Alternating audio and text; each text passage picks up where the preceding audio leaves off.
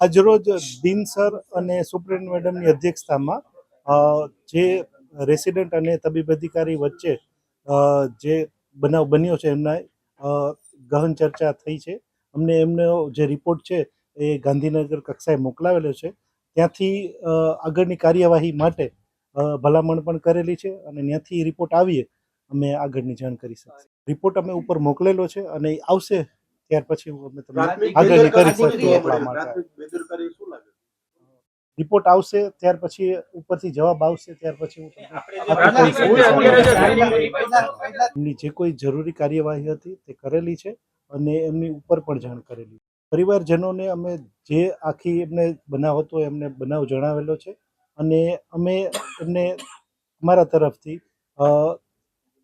Guarantee આપેલી છે કે ભાઈ આ બાબતે અમે કોઈ પણ પગલાં લેવામાં પાછા નહીં પડી અને અમે જે કાંઈ અમારાથી બેસ્ટ થઈ શકતું હશે એવું અમે કરશું. ઉપરથી જ્યારે આગલું નિર્ણય આવશે ત્યાર પછી હું તમને એના વિશે આગળ કહી શકું. એમને ડ્યુટી પર અત્યારે રાખેલા નથી. એમને લેખિત જાણ પણ કરેલી છે કે આપને ડ્યુટી ઉપર આવવાનું રહેશે નહીં.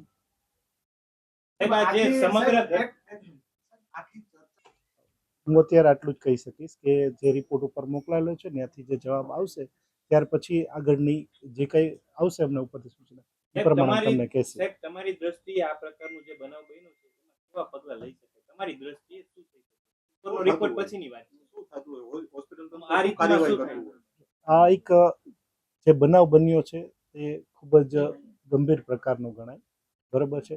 અને ગંભીર પ્રકારનો બનાવમાં ઘણીવાર ડૉક્ટરોને સસ્પેન્ડ પણ કરી શકે, બદલી પણ કરી શકે, ઘણા બધા પગલાં ઉપરથી લઈ શકે, પણ તે આખી તપાસને અંતે ઉપરથી નિર્ણય લેવાય છે.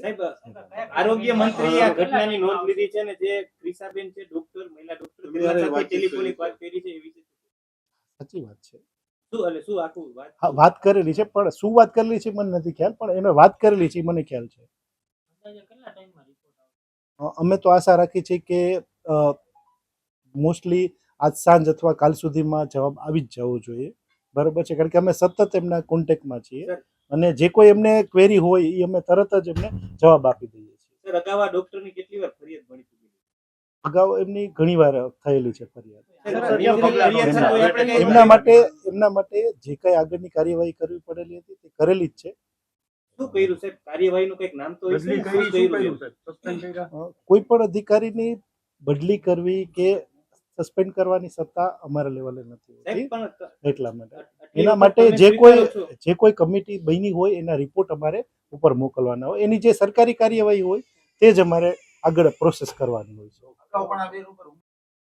એના માટે એમણે છે ને આગળની કાર્યવાહી કરેલી છે, કમિટી બનાવી, એમના જે નિર્ણય હતા અમે ઉપર લેવલે જાણ પણ કરેલા છે. એનું મને અત્યારે આઈડિયા નથી કે ભાઈ એમને ત્રિષા મેડમે અગાઉ કરેલી હોય એટલા માટે. એના માટે જે કોઈ એની ફરિયાદ આવેલી છે એમની અમે તપાસ કરી અમને એમનો ડિટેલ રિપોર્ટ અમે ઉપલી કક્ષાએ મોકલેલો છે.